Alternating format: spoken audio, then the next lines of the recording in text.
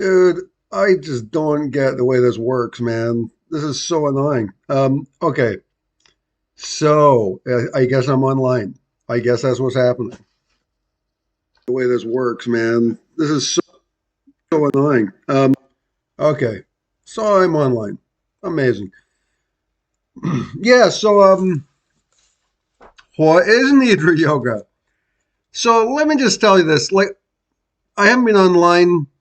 I've been online all the time, but I haven't been. I obviously haven't done a video in a while here in the public section. Um, Bunch of reasons for that, I guess. I've just been busy, but Nidra yoga. I'll tell you what's happening is this: is there was a guy on Facebook advertising for a course in astral projection, right?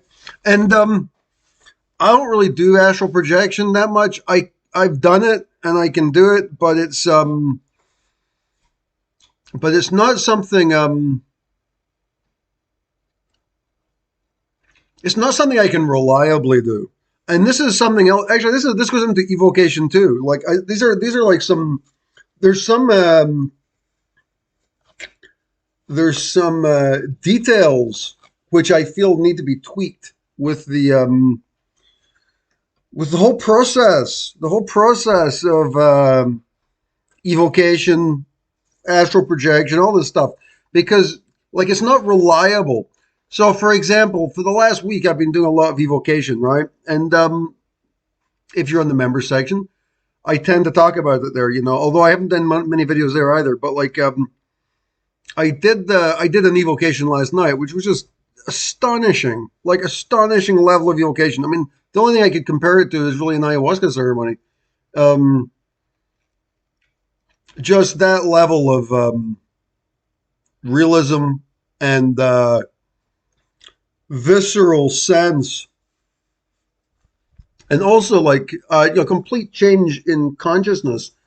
Um, and I was evoking Krishna. So there's a technique.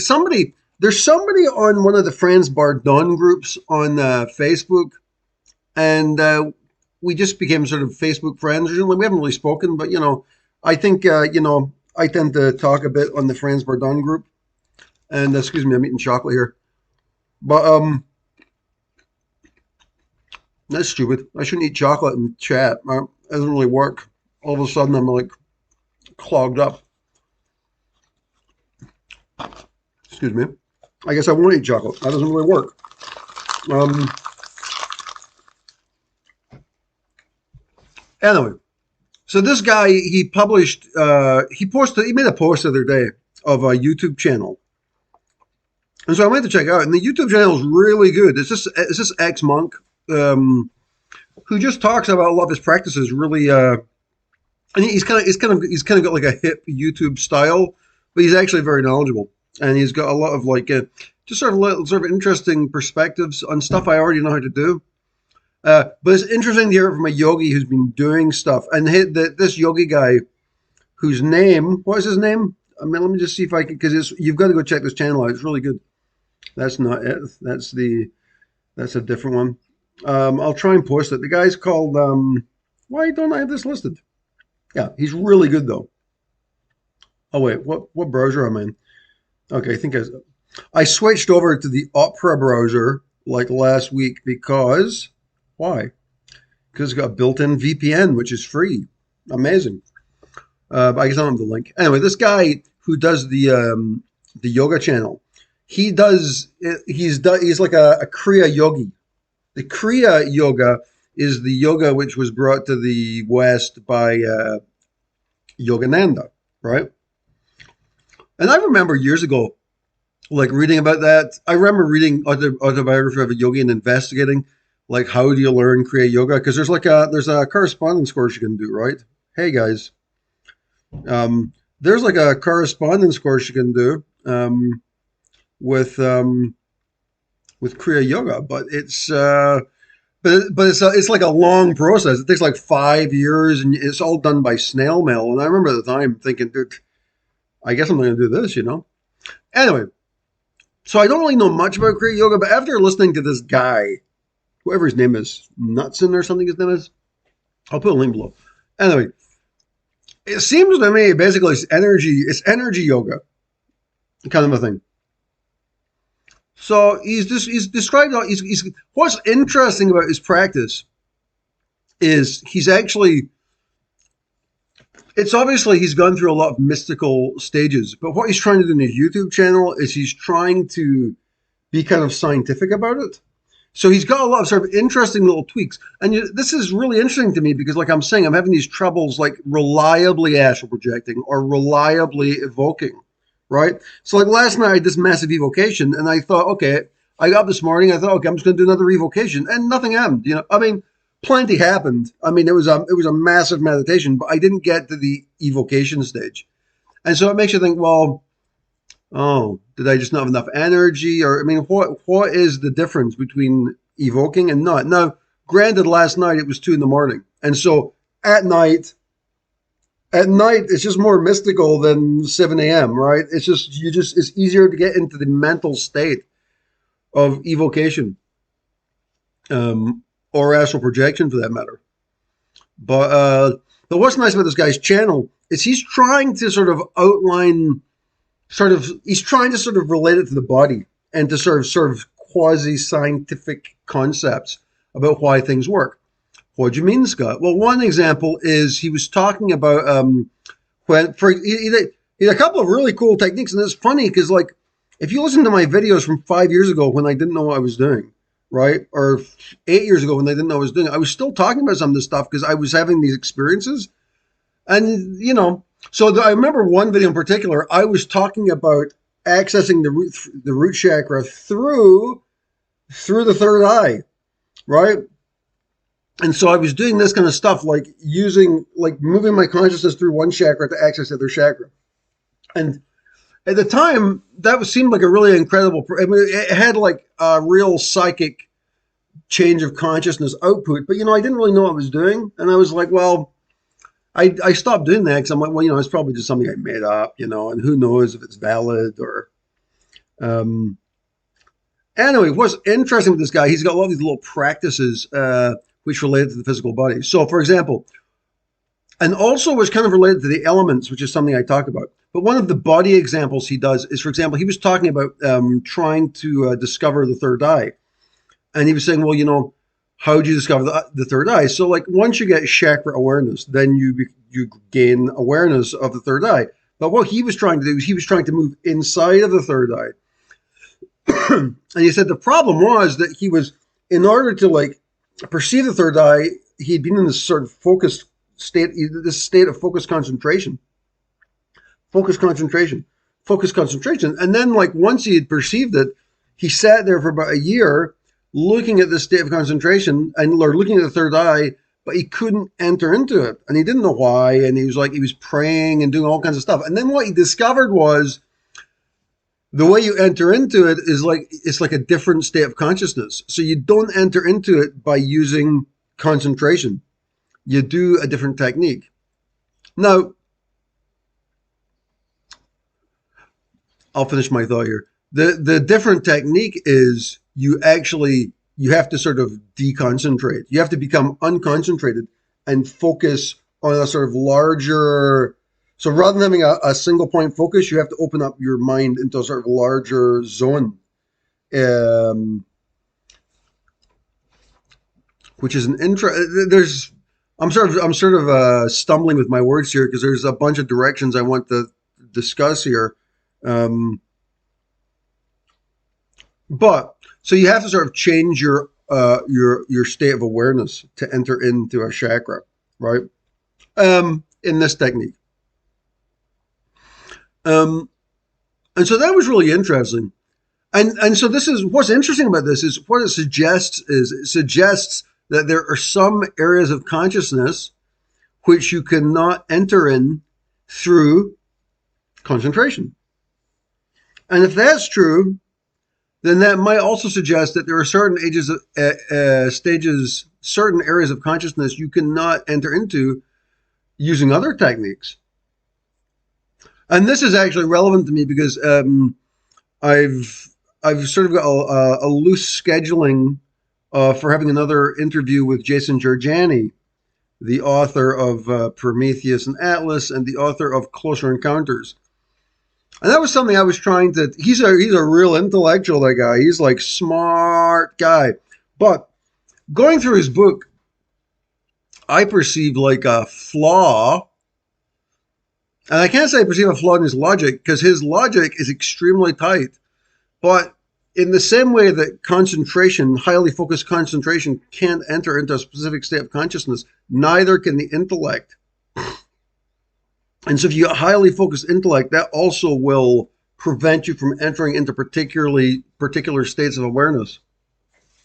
And that's not it's not my opinion, it's my experience, and it seems to be the experience of this other guy and some other people too, right?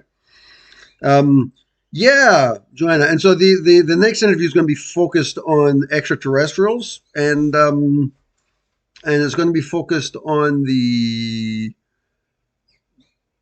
end of the world and the artificial intelligence singularity. And if I can squeeze it in, I'm going to bring in Bitcoin into it, and also, see, I got some problems with Giorgiani's philosophy, but I'm getting more interested about it. There's some interesting things about it for sure. Anyway, going back to this yogi guy, he's doing this energy work with these different techniques. So one of the techniques is to change your focus state. So he's got a way of doing this. One of the ways he does it is he's got a bunch of different sort of little practices, and I haven't learned them all yet. But one of them, for example, is that one way you can like widen your perspective is like when you're meditating in a focused concentration, and then you have to open up. What he does, I think, what he was saying was he will even if his eyes closed, he will look, and he will sort of he'll try and look at two different points at a wider distance, and what happens is the act of trying to focus differently like that actually forces your brain into a different brain state. And so I think he was saying this too, is like if you look up, if you force your eyes up, it forces you into the alpha brain state.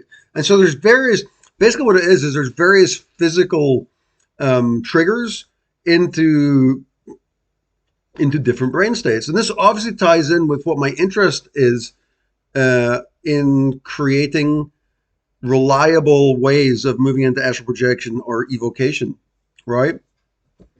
So if there's a reliable way of doing that, it'd be great. I mean, there's things I do, and so last night I evoked in like 30 seconds, and I had a feeling it was going to happen because I'm just feeling really switched on lately. So I just lay down, and I just usually what I do is I do a form of Nidra yoga. Now this video is called, wait, what is Nidra yoga? Now Nidra yoga is really like I read about Nidra yoga the first time in the book Nidra Yoga, which is published by the Divine Life Society, which is from Swami Satyananda, but is one of his disciples wrote the book. And so there's some really good channels. I've spoken about a bunch of times on YouTube, but there's a really good channel whose name I obviously forget right now. There's a really good channel on YouTube. I'll post it below, which is an awesome Nidra Yoga thing. But what I got from Nidra Yoga was I got the it's basically a body scanning technique. So it's kind of like Vipassana in a way, but not, it's modified. So I think with Vipassana, you're focusing, and you're moving your consciousness around your body. And it's got sort of different sort of, I think Nidra Yoga is looser. It's a looser, it's not as focused and organized. And so I think with Vipassana, it tends to be focused and focused and focused and focused. Whereas Nidra Yoga is focused, then it's open. Then it's focused, and then it opens up. And the way they achieve this opening and focusing is you'll think about like your hand, for example. You'll think about a finger, a finger, a finger, a finger. Then you'll think about the lotus of the Buddha. Then, okay, the wrist, the arm. Then you'll think about a mountain with the sun going down behind it. And so what it does is not only the specific physical movements of your eyes or your body create brain states, but also specific types of imagery create brain states also. So that's interesting. Now, I guess this is something I do sort of unconsciously, and a lot of the stuff that I do, I've I mean, I don't know. I just sort of learn it through the process. Like I seem to get like a feed of information a lot of the times. So it just seems obvious. Like you'll be like meditating in something and you'll have an idea and you'll try it out and that opens up a doorway and you'll move in and everything sort of, if you do enough meditation, then meditation consciousness reveals itself to you if you do enough meditation, right? Now, if you only meditate 15 minutes a day, it's not going to do it. But at one point I was doing 4 hours a day, which I don't do anymore. But I mean, I would, but I mean, there's other things in life to do other than like lie in bed meditating, right? So I mean, at least an hour every day, sometimes 2 hours. No. But if you put in the effort, consciousness starts revealing its secrets to you. So one of the things that happened, obviously, is when I started doing Nidra yoga, and this really only started like 5 years ago when I moved to this house, and then I had the Julian initiated me, and it was just after that I started really getting into meditation. And the meditation I got into was kind of Nidra yoga, I guess, doing body scanning, which is a highly amazing type of meditation. But I also found that I was able to sort of I found very quickly because I found I could evoke spirits really easily, right? So I was evoking spirits, and it was astonishing. I mean, it was really, and it wasn't really spirits; it was more deities. I mean, there was a stage before I got initiated by Julian. I call it getting initiated, right? So which it was initiation. So before that, I was doing sort of spontaneous, random evocations with no control during the day. I'd be at work and start sensing spirits and stuff, and it was like, that's not manageable. But after the initiation, everything just fell into place, right? And so I was able to like control energy. And once I learned how to control energy, I was able to like manage the evocation and this kind of stuff. I also discovered that when I was working with the chakras are an imaginary object, right? But what I discovered is that the chakras became real. Right? I was like, it was unbelievable what happened to the chakras. And not only that, but the chakras extended out into other things. And so I would be using like this incredible focus I have. I didn't have the focus before, but after the initiation, I had this amazing ability to focus meditatively. And I was able to focus on these visualizations of the chakras, and they would blossom into something I'd never imagined.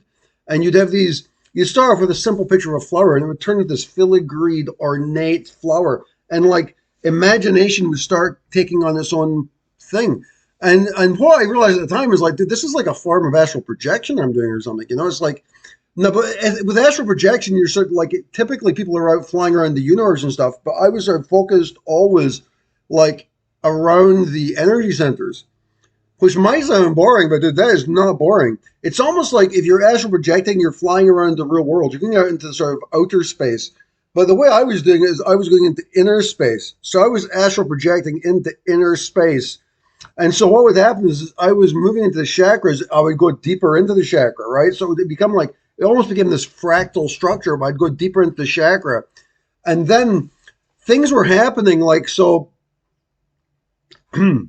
I mean, this sounds crazy, but like, for example, here's an example concept. So like, let's say that I'm looking at a chakra, right? And I'm looking at the, one of the petals of the chakra. And then I might notice there's got like this sort of beautiful filigree design around the edge of it, right? And so what I do with my consciousness, I sort of zoom in on this filigreed edge and it's almost like polishing it. It's almost like polishing the filigree. So what's happened is, the imagination or consciousness has taken the idea that I presented in my mind of the chakra. It's embellished it all by itself. I didn't seek to embellish the chakra. The chakra became embellished with these filigrees and designs. Then what I would do is I would go back in and I would start polishing those designs. I would start moving energy around the designs. Oh my God, consciousness likes that.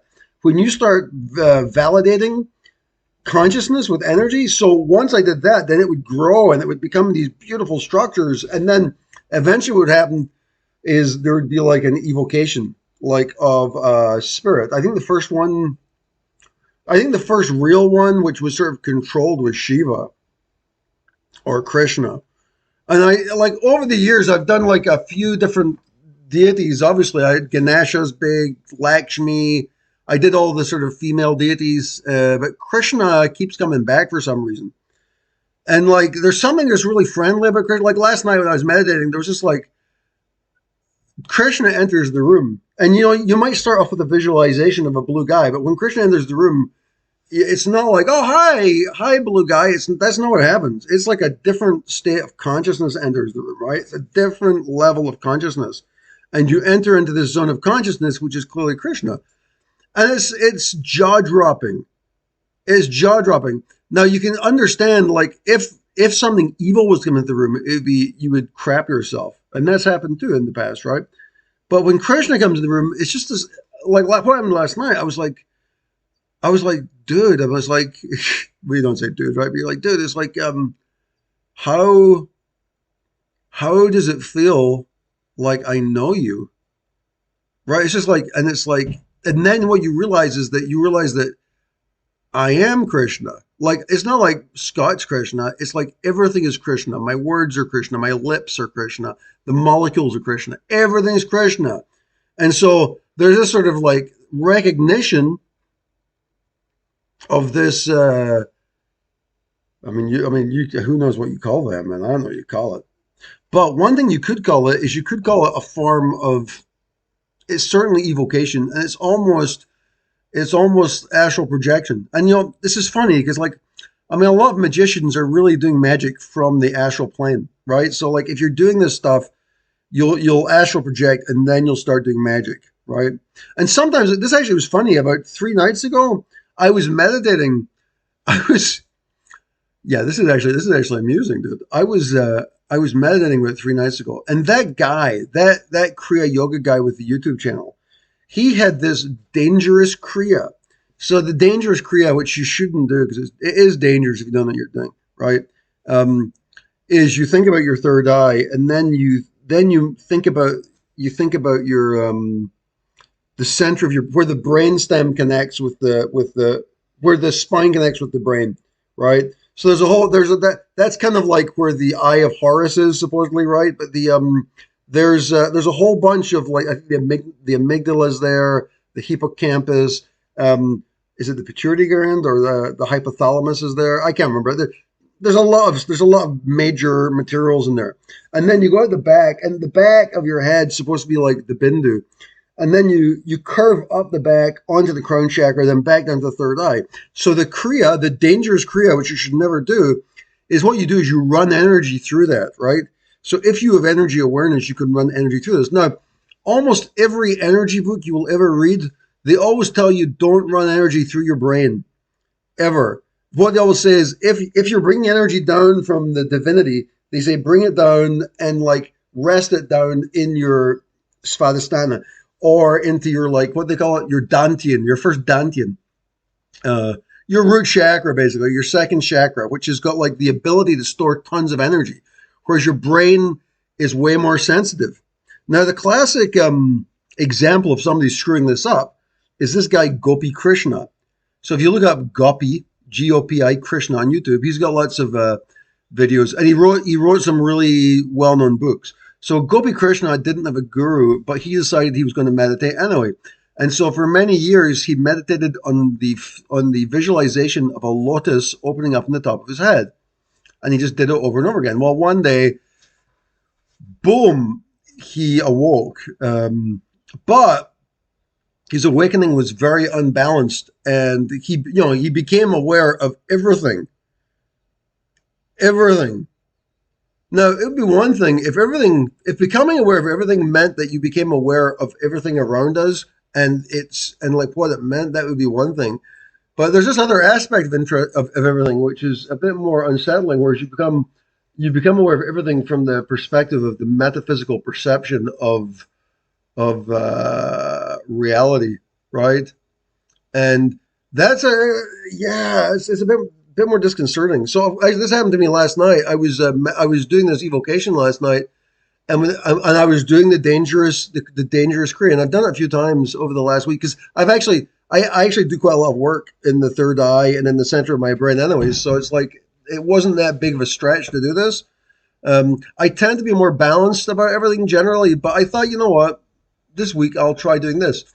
So I've been doing this dangerous kriya. Anyway, as I was doing it last night, Krishna enters the room, and what happens is your your perception of consciousness goes exponential, and so you become really aware of this. So what happened last night is I start becoming aware of the chakras. See, I'm running energy through this like sort of like dangerous meridian lines of this kriya, right? And this kriya was taught by Yogananda, but it's like an advanced kriya. Um,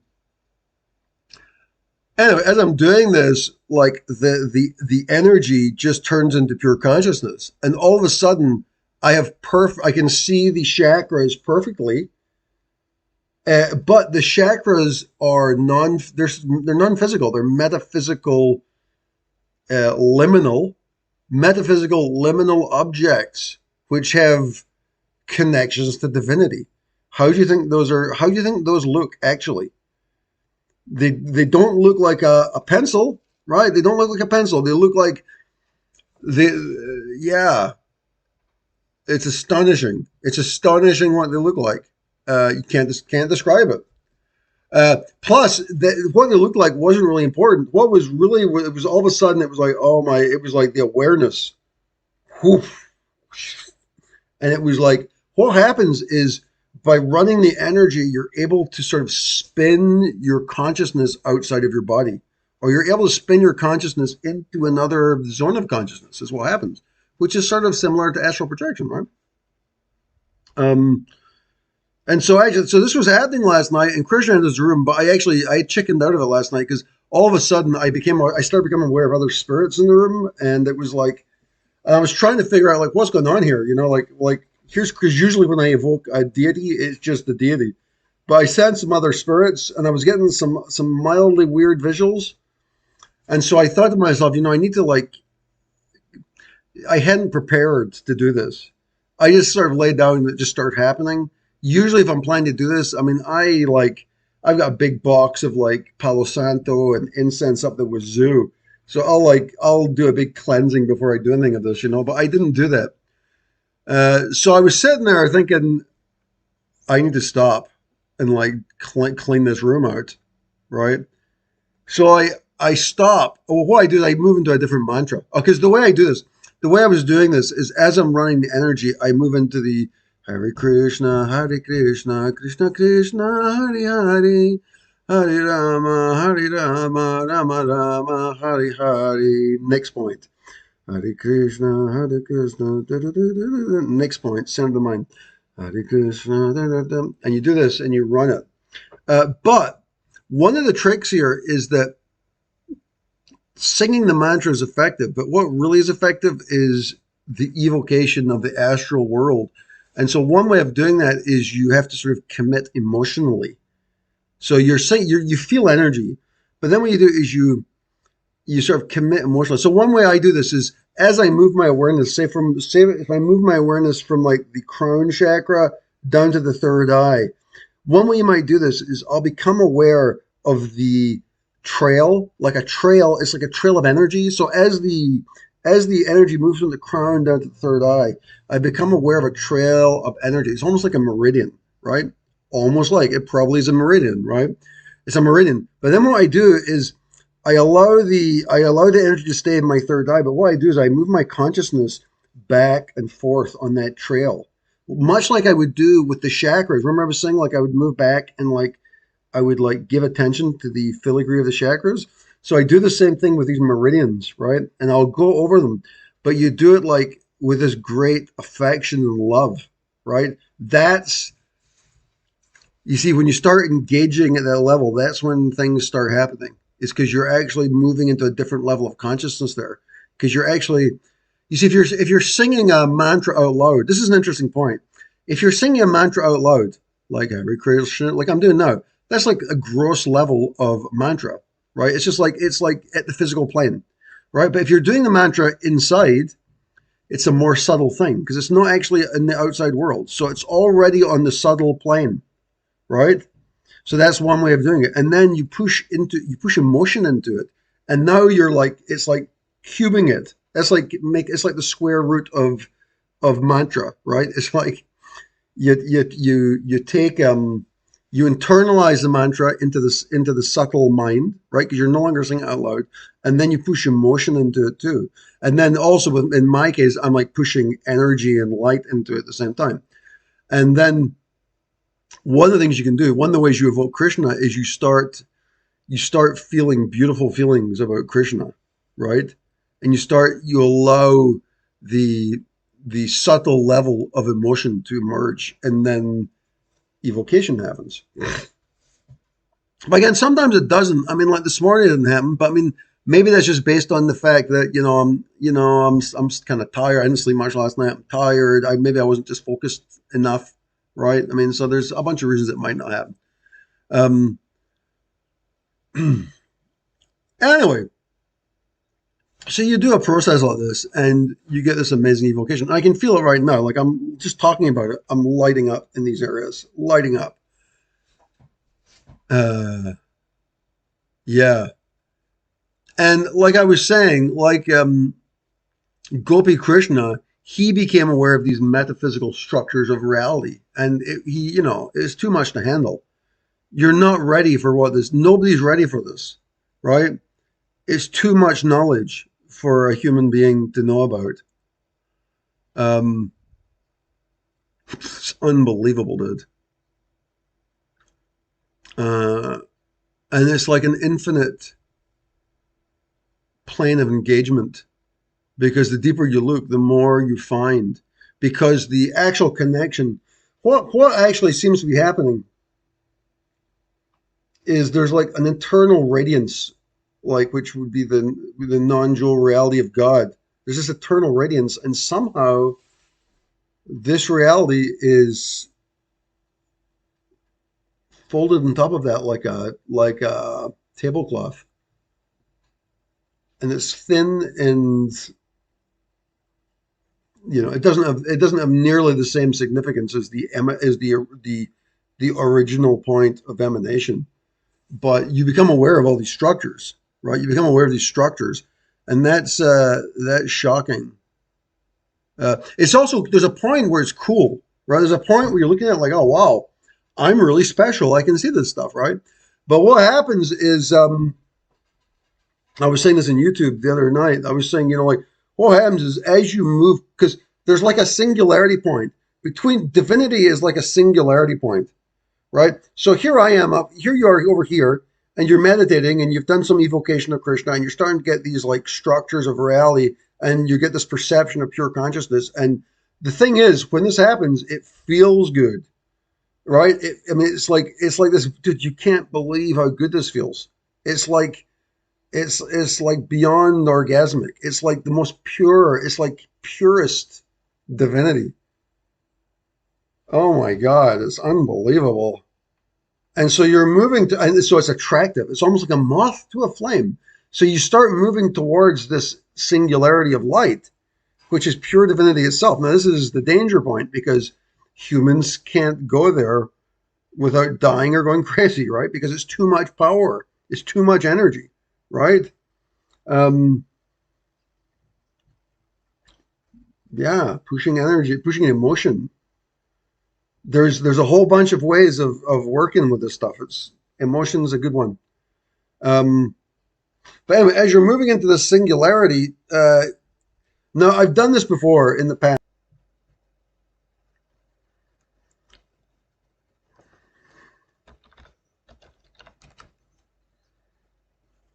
I'm just trying to get back online here, guys. I think I'm going to come back on.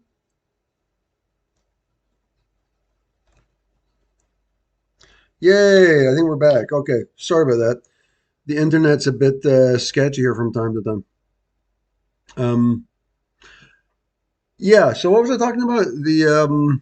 I kind of lost my place there by because of the pause in the video. Yay! So yeah. So what would happen is like in like back in the day, I didn't know what I was doing, and so like as you move into this light, your body is connected to light, but it's not.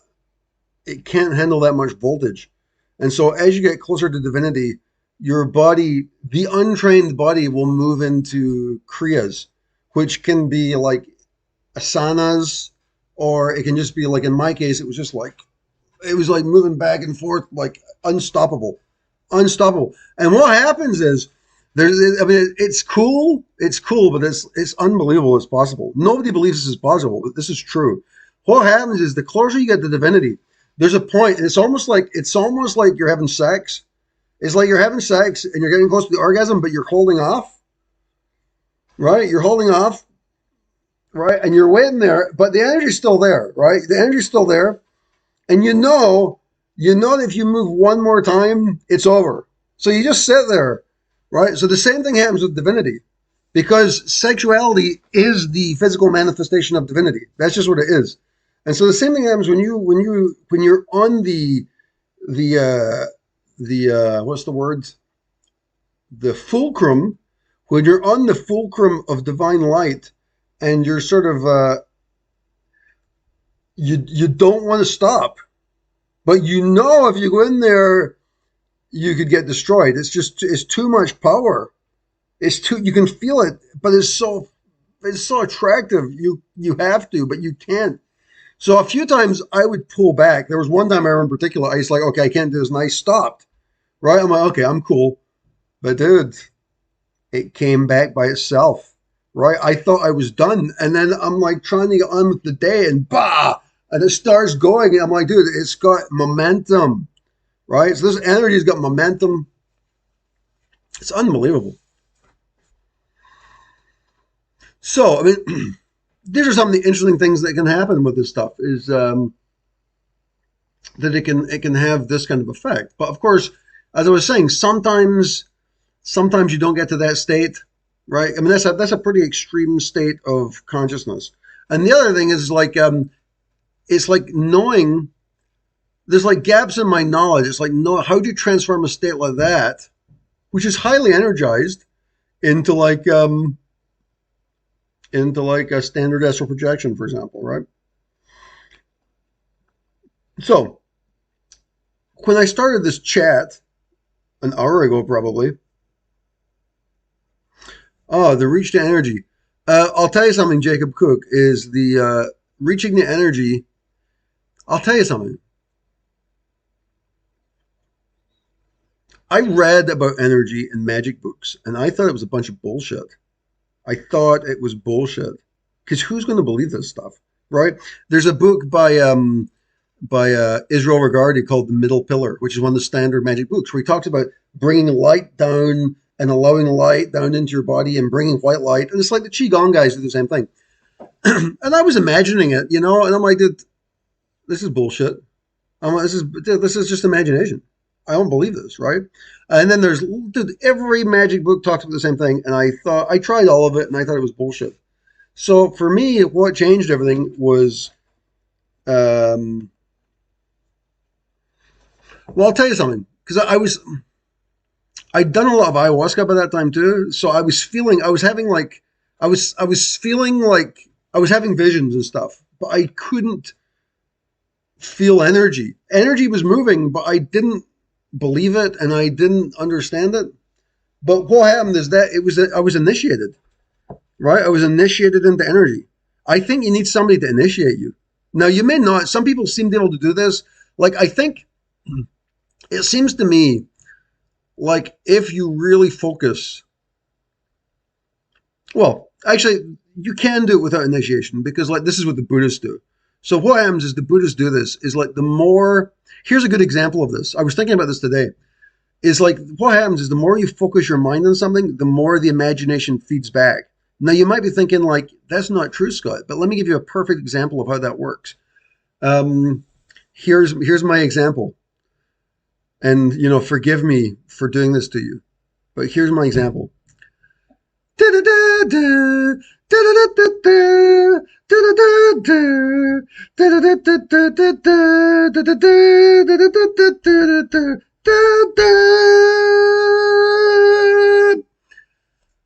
Right? What am I talking about? That's a song by the 80s metal band Europe. It's like a goofy song, but it's got catchy melody. But what you're going to find, possibly, is about an hour from now, you're going to find yourself singing that stupid melody and you won't be able to get out of your mind. My son has been sitting here beside me. He left yesterday, but he's been sitting here beside me for the last 2 weeks. And he's been singing a Rick Astley song and he can't stop. And he said to me, he's like, Papa, ¿por qué no puedo parar cantando esta canción? Why can't I stop singing this song? And what it is when you push emotion into the imagination, it energizes it and it starts feeding back. So this is what the Buddhists, well, they won't admit this, but this is one way you might want to do it. So for example, if you're doing a standard breath meditation, right? The problem is people don't know how to meditate. So you'll start thinking about the breath, right? The breath, I'm focusing on the breath. Dude, that's really boring, right? It's a boring thing to meditate on. But what happens with advanced Buddha, or not advanced, low-level Buddhists, is what happens is once you meditate on the breath enough, it starts feeling good just focusing on the breath. And then eventually they start seeing the stuff they call nita, which is light, right? And so what happens is once you can like meditatively connect and make the meditation feel good, then that's the sort of entranceway. Because once you feel good, then you can push emotion into it. And once you get emotion into it, that's going to build the energy up. Now, I didn't know that. And I couldn't do that back in the day. I would never have learned this. What happened to me is I was initiated by my shaman. And then the day after, dude, I was trying to meditate for years. I couldn't meditate. I couldn't do 5 minutes of meditation. The day after, I didn't even know I was initiated. He called me over to his house and we did a Kambo ceremony. He invoked Shiva and I knew something happened. You know, I could feel energy all over my body. I'm like, what just happened? And he's just like, oh, yeah, no. He's like, oh, it's not me. It's Sai Baba, right? He's a Sai Baba guy. Anyway, the next day I could meditate and I was aware of energy. And I'm like, what the fuck is going on? And it was actually, I didn't even think what the fuck was going on. It just felt natural. It was like, it didn't even feel weird. It just felt like, oh, now I know what they're talking about. And then I found a couple of books on energy and everything worked. Everything. All the esoteric things. I've been doing this for like 5 or 6 years now, screwing around with esoteric practices. All of them work.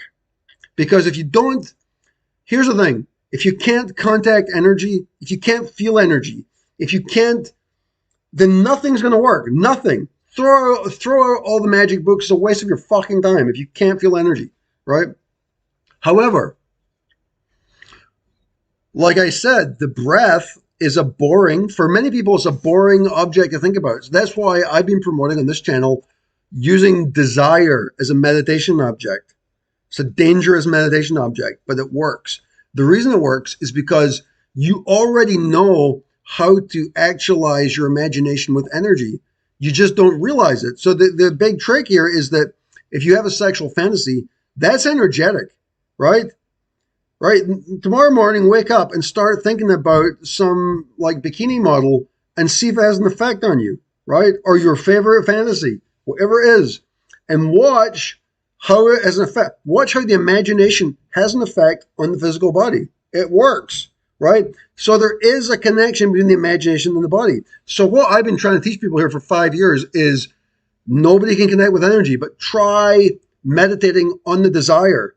Now, the problem is a lot of people start meditating on the desire and they get horny and they think that's the point, right? And so they have sex or they jerk off or whatever they do and it's over.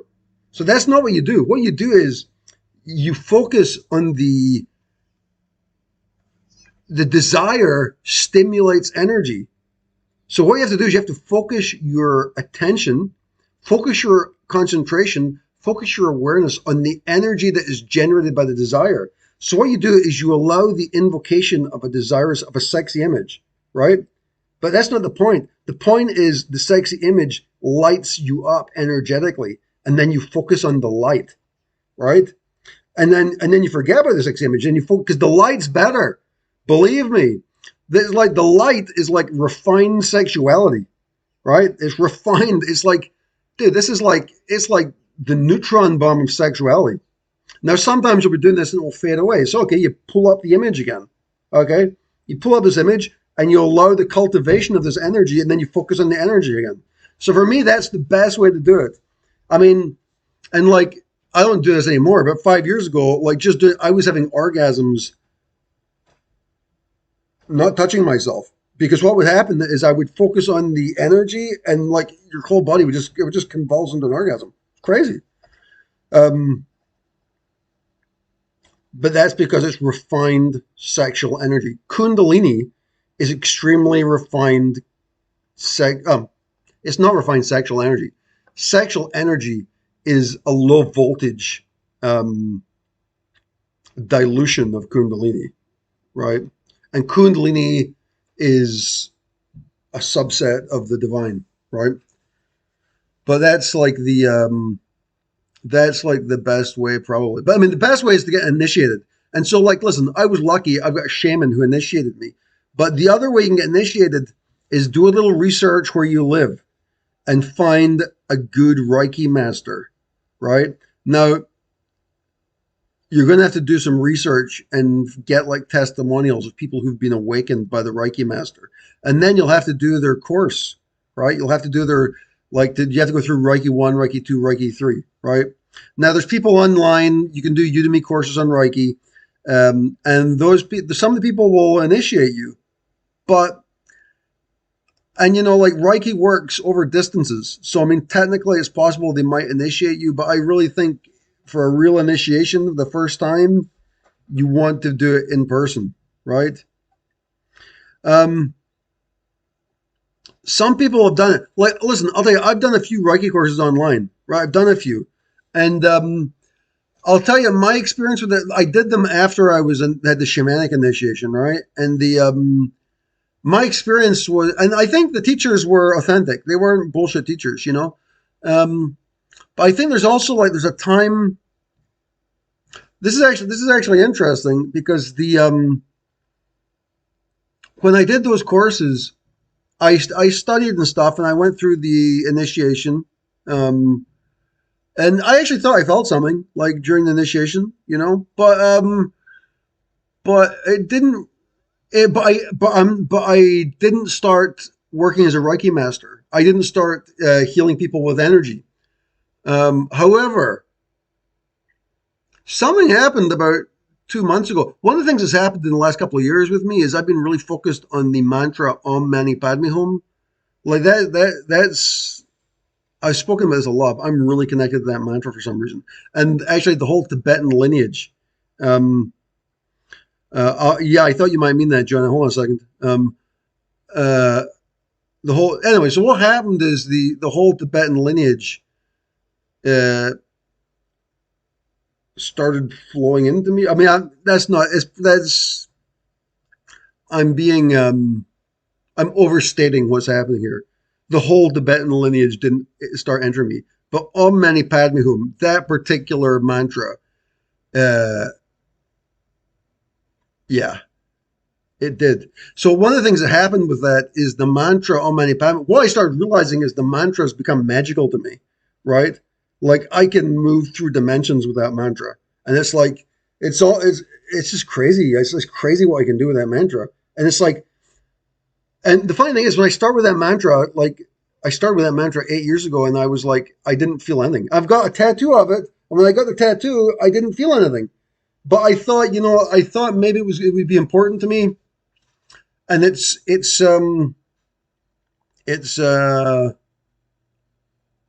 become really important to me.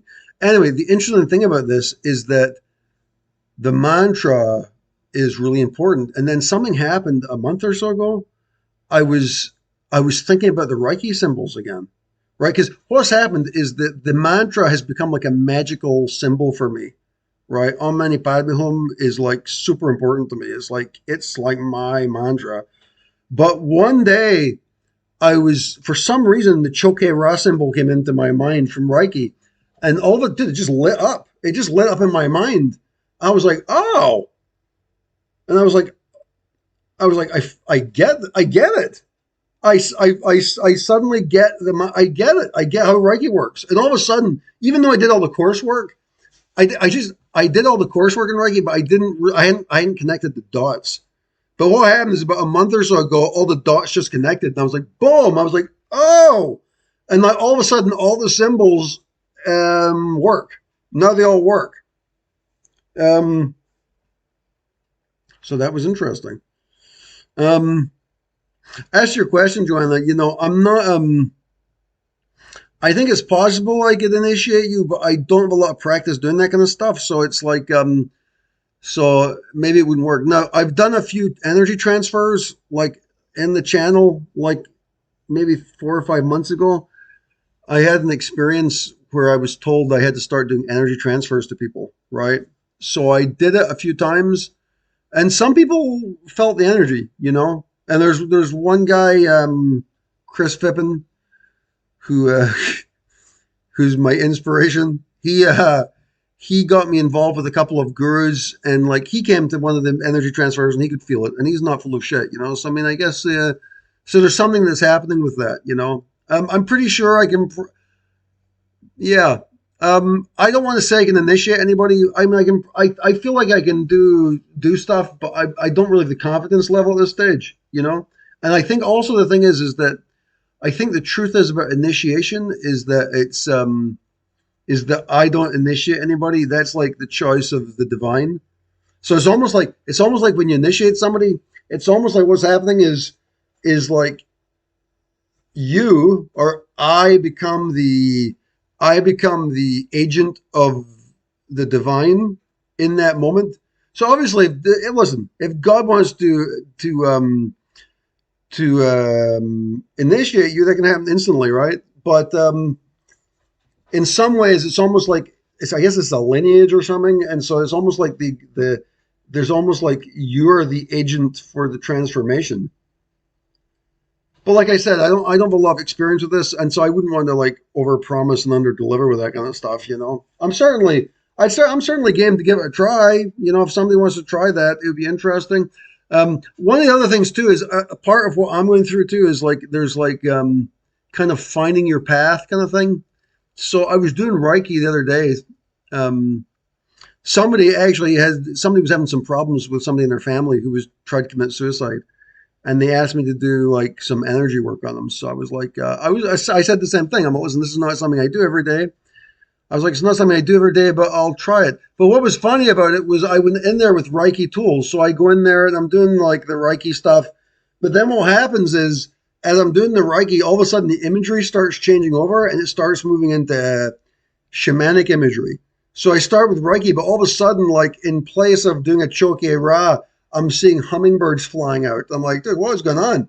And like, so there was like this, like, yeah, so there's probably I need more development, like I need more, I want to say more development. I don't think anybody's done more work than I have. I mean, I put a lot of effort into this stuff, and I study my ass off and I meditate a lot and it's on my mind all day long because I can feel it. Um, I'm up for trying, sure, yeah, if you want to do it. It's cool. But yeah.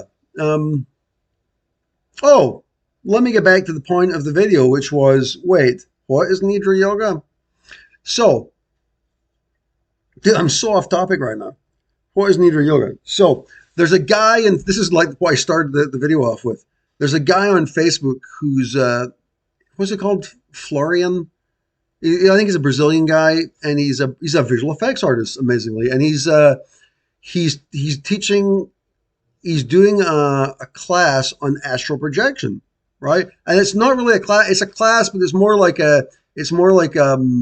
mentorship in astral projection. But he's got quite a bit. He's got a bit of a sales funnel into it, and I thought, I was thinking this is going to be quite expensive. But he does seem to know what he's talking about. And so I was watching it and we chatted a couple times, and the course, the mentorship is like, it's not that expensive. It's 750 euros for 3 months, but he seems like he really knows what he's talking about. And so I was thinking, maybe I should just do this because it's like, because the funny thing is like like I've astral projected, and I've done all this stuff, and I evoke pretty regularly. But I don't really think of myself as an astral projector in the classic sense of astral projection. But the funny thing is, I was thinking about it, like, I'm like, it seems like a really good course, but I'm like, dude, it's still 750 euros. It's a lot of money. Anyway, I was I was looking for alternatives, like thinking, well, like there's got to be other people teaching like astral projection. And the truth is, like, I'm so advanced that I probably just I haven't really put any effort into astral projecting, like formally, at all. But here's the funny thing. This is the funny thing is, I mean, this like blew my mind today. So I was watching some guy. I found some guy who's got a course called Astral Projection through Nidra Yoga. I'm like, what? Astral projection through Nidra Yoga? And so the astral projection, it turns out that Nidra Yoga is the path. Nidra Yoga is astral projection. I've been doing it for like 6 years. I just haven't thought about it in terms of fully projecting. So, in like the tantric lineage, Nidra Yoga, astral projection is known as Nidra Yoga, right? So Nidra Yoga is the process of calming your mind down, putting your body into a sort of sleep state while keeping your mind awake. I've been doing it for 6 years. It's my main technique. So I guess I'm not going to do the 750 euro course, I mean, I might do it anyway because the guy seems knowledgeable and he probably goes, you can always learn stuff. You can always learn stuff from people. Even if you think you know everything, there's always somebody who knows something else a bit more than you do. So I may do it. I don't know, but it's kind of cool. Nidra Yoga is so powerful.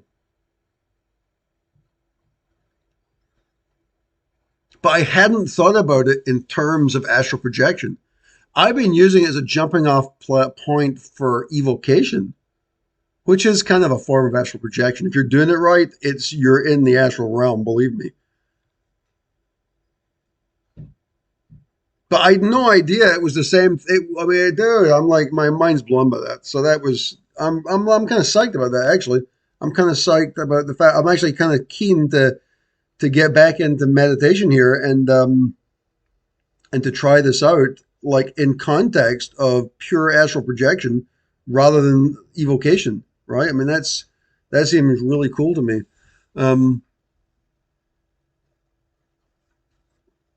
What else? Um, what time is it? I've been talking for a long time, haven't I? Probably. Let me just see, how long have I been talking for here? Oh yeah, and like my problem is with the astral projection right now is that I'm really tired. I joined a gym a month ago and like I've been going every day to the gym and I'm running on a machine for an hour. I'm lifting weights and it's cool. I really enjoy it. But man, when it comes to bedtime, I'm gone, man. I'm wiped out at the end of the day. So this is like the worst state you can be in for Nidra Yoga. Like for Nidra Yoga, you have to sort of not be that tired, right? Because you get so relaxed, it's easy to fall into deep sleep and not wake up. Which is not the point. The point is to get into the sleep state but maintain consciousness. I can't believe I didn't put those two things together. I mean, I've been doing it, but and the funny thing is because like I've done some astral projection. I didn't think it was a result of Nidra Yoga.